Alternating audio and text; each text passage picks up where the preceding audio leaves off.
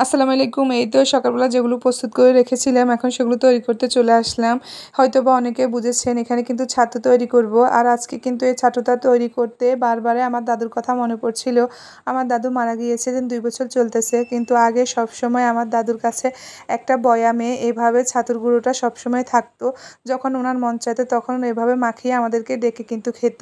তাই বারবার আজকে ওনার কথাই মনে পড়তেছে। আর এই তো এখানে কিন্তু আমি সব কিছু দিয়ে ভালো করে প্রথমে মাখিয়ে নিই। চিনি, নারিকেল, সামান্য একটু লবণ, তারপরে এই তো সব কিছু ভালো করে মাখিয়ে নিই।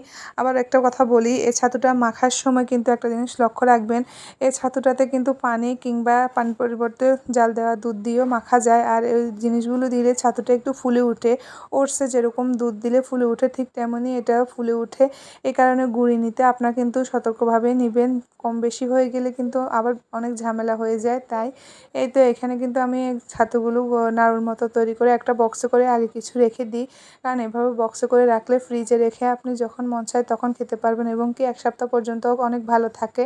এরপরে এই তো এখানে আর বাকিগুলো কিন্তু আমি এভাবে নাড়ু বানিয়ে আমার মেয়েদেরকে দিই। আমার মেয়েরা কিন্তু এই খাবারটা আজকে প্রথম খেয়েছিল, তাই আমি চিন্তায় ছিলাম ওরা খাবে কিনা। পরে দেখি যে না, তারা কিন্তু মাসালা দিয়ে একেকজনের ২-৩টা করে খেয়েছে।